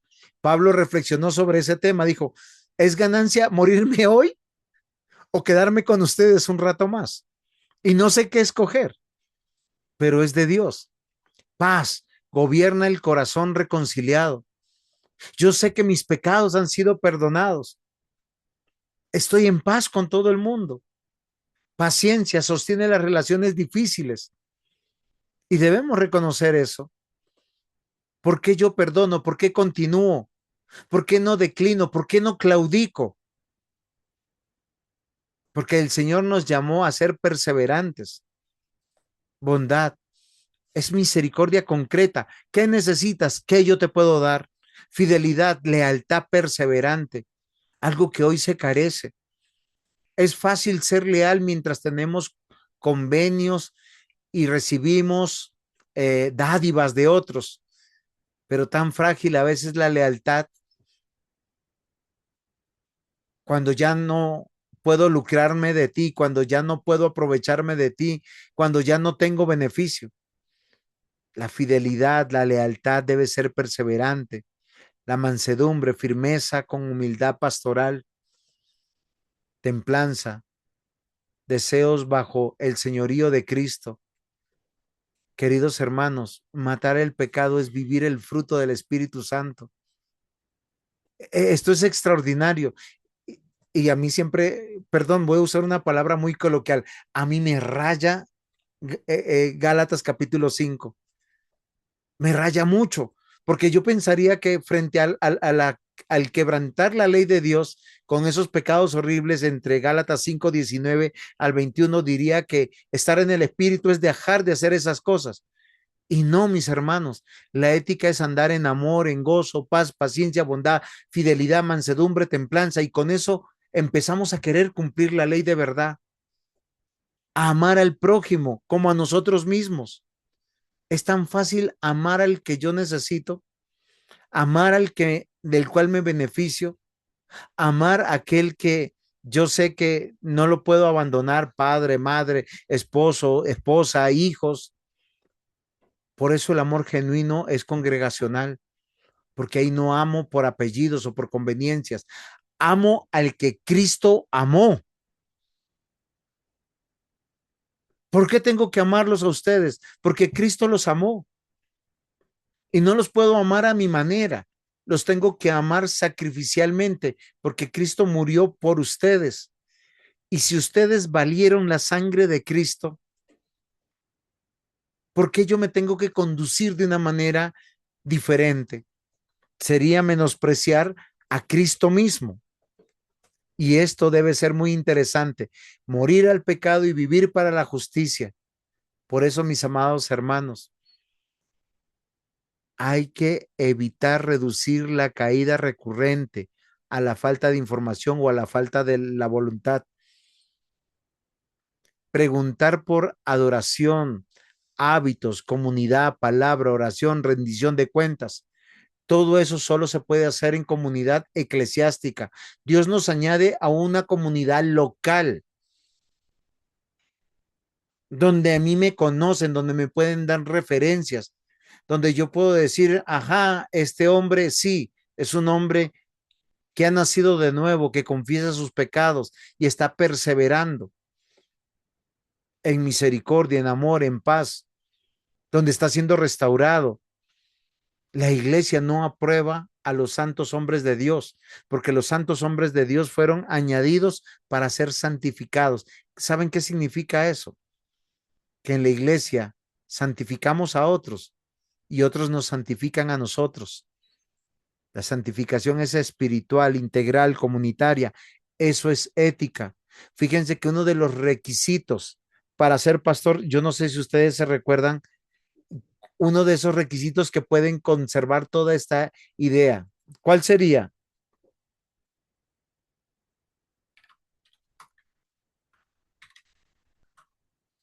Queridos pastores, me ayudan. Hospedadores, No, otro,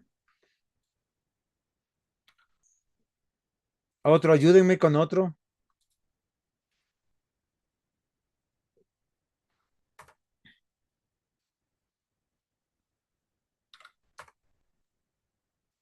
Sumisión.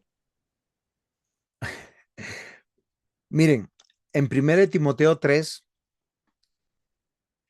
dice en el versículo 2, pero es necesario que el obispo sea irreprensible. Yo le pregunto a cualquiera de mis hermanos pastores aquí, ¿irreprensible significa que no peque? ¿Que no haya pecado? ¿Qué no, significa señor, irreprensible? ¿Qué significa, Felipe? que tenga un buen testimonio de los que lo rodean. Sí, pero ¿qué significa? ¿Que no haya pecado? No, no, que no haya pecado, no, porque si decimos eso, pues estamos mintiendo. ¿Qué Eh, significa? Que sea irreprensible. Pues, pastor, bíblicamente creo que irreprensible significa que nadie pueda como de alguna manera poner quejas de él o como reprocharle la conducta, aun sabiendo que es un ser humano que peca, pero que creo que tiene ética, que vive de una forma que demuestra lo que dice. Pastor Adrián, gracias, Pastor Juan.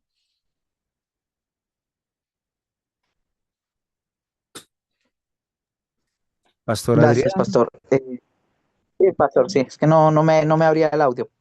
Esto, innegablemente, mientras estemos en el cuerpo, vamos a estar sometidos a un cuerpo de pecado y a muchas imperfecciones. La primer clase, usted nos mencionaba que la ética es la virtud, es decir, la coherencia entre lo que pienso, hablo y digo. Eso es ética, que yo sea coherente, que si yo manifiesto ser una cosa, pues que mis acciones demuestren que realmente lo soy, ¿no? Entonces, cuando hablamos de ser irreprensibles, entendemos, si bien que no vamos a ser perfectos, pero que debemos ser personas virtuosas, es decir, coherentes, que nuestras conductas reflejen nuestra fe, que por la fe que profesamos, que lo que yo hablo se manifieste también en acciones, que yo viva una conducta o yo tenga una vida realmente sometida a Dios y a su palabra, que realmente procure cada día hacer la voluntad de Dios. Si bien no somos perfectos, pero que nosotros mostremos lo que se llama integridad, es decir, que seamos personas coherentes, íntegras en todo lo que hacemos. Lo que yo pienso, lo que yo digo, eso mismo es lo que yo hago. Muy bien, muchas gracias, mi querido pastor. Miren, cuando la Biblia dice que sea irreprensible, no está diciendo que no peque. Ustedes han caído en el meollo del asunto. Y es de, como dice el pastor Adrián y el pastor Juan y lo que nos dijo Felipe. O sea, que no tenga una persona que decirle qué, o sea, que resolvió sus asuntos. Voy a hacer un ejemplo. le quedé mal yo al pastor Zuluaga, no le pude pagar algo porque pasó una coyuntura que nos puede pasar. Llamo al pastor, pastor, perdóneme, no le puedo pagar, pero le pago la próxima semana. ¿Resolví mis asuntos o no? Todavía no. Llega la otra semana y le pago. Ya lo resolví. Pastor, no le puedo pagar. Estoy imposibilitado. Posiblemente el pastor me va a decir, pastor, le perdono su deuda porque usted no puede pagar. Puede que haya sido una calamidad doméstica, un error financiero, lo que sea. La Biblia no dice que uno no peque, sino que éticamente estemos viviendo la palabra de Dios. Si tenemos que confesar nuestros pecados, pastor, perdóneme, me exalté, lo ofendí. Pastor Luis Eduardo, me perdona. El que tiene que resolver éticamente, hacerlo. Frente a todos nuestros pecados, la palabra de Dios, que fue inspirada por nuestro Dios mismo, nos dice qué hacer. Es la que nos enseña, nos redarguye, nos corrige, nos instruye en justicia y nos conduce a una vida nueva, una vida de arrepentimiento. Y eso solo se puede evidenciar en la vida cotidiana, en el día a día. Por eso, mis amados hermanos, yo los quiero invitar y con esto, miren, ya voy terminando porque yo quiero respetar también el horario que tenemos. Acá muchos necesitan descansar. La vida en el espíritu es una vida en la palabra. Si usted no estudia la palabra, no va a poder hacer buen padre, no va a poder hacer buen esposo, no va a poder hacer un buen creyente, un buen trabajador, un buen ser humano, porque Dios dejó en su palabra para que nosotros vivamos éticamente, correctamente, delante de Dios. Por eso tenemos que renovar nuestro entendimiento. Es ahí donde se muestra el cambio moral, cuando nosotros aprendemos a pensar, a amar y a discernir y a valorar de manera nueva. Por eso las iglesias bíblicas viven de alguna manera, no lo voy a decir desde el presbiterianismo, porque desde el presbiterianismo las iglesias construyen presbiterios, pero hay otros tipos de organizaciones, asambleas, federalismos, compañerismos, donde los pastores se sientan a rendir cuentas, a hacer planes. No voy a hablar de eso, o sea, nosotros como tenemos que entender que los principios pedagógicos deben gobernar nuestra vida, o sea, los principios pedagógicos de la palabra. Es que Dios vive y reina en nosotros. Las buenas obras no merecen la salvación, muestran la gratitud porque Cristo nos redimió, nos renueva por el Espíritu. La ley y el creyente, miren, el creyente abraza la ley porque restringe el mal y nos guía a Cristo todos los días de nuestra vida y nos va a corregir del moralismo o legalismo, nos va a corregir del antinomianismo, de pensar que la ley es mala, porque la ley de Dios revela el pecado, la norma de Dios restringe el pecado, restringe la maldad y nos guía a la gratitud a nuestro Dios. Queridos hermanos, miren, tengo mucho que decir, pero el tiempo nos ha llegado a su fin en esta clase. Y yo no quiero abusar de ustedes y estoy con un propósito de orden, de tiempo y de vida, porque nuestro Dios es un Dios de orden y habíamos planeado una clase de 2 horas. Preguntas, aportes, disensiones, llamamos a la Inquisición reformada y que me quemen. Todo claro. Que claro que llamen a la Inquisición, ayúdenme. No, no, todo claro, todo claro. Gracias, Maikito, no se preocupe. Vamos a terminar en oración. Pastor Luis Eduardo, ore por nosotros los pecadores. Y la Gestapo presbiteriana, por favor, que evalúe mis clases. Pastor, antes de que hagan la oración, eso de la Gestapo me llamó mucho la atención. Me sentí yo parte de ese grupo inquisidor, entonces, muy buena clase. Yo creo que a veces nosotros los pastores con muy buenas intenciones estamos cerrando en muchas cosas. Por eso, gracias a Dios por estas clases y porque a través de ellas pues podemos comprender mejor nuestra fe y irnos corrigiendo en aquellas áreas en las que quizás por ignorancia estamos fallando. Pastor, gracias por sus palabras. Pastor Luis Eduardo. Bueno, lo que hace el Señor con cada uno de nosotros a través de la clase, ¿no? Nos llama a cuentas y hace que tengamos una análisis, una revisión introspectiva de nuestro andar y también nos llama a arrepentimiento. Gracias a Dios por esta clase. No queda más que rendir nuestras vidas, rendir nuestro orgullo, altivez ante la majestad, la gloria, ante el ser glorioso y ético de Dios y toda su pedagogía, toda la manera en cómo Dios hace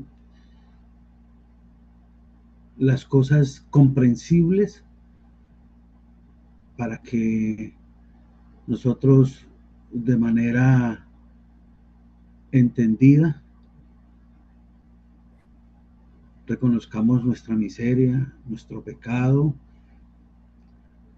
y andemos en vida nueva como el Señor por su palabra y en las promesas nos ha dado.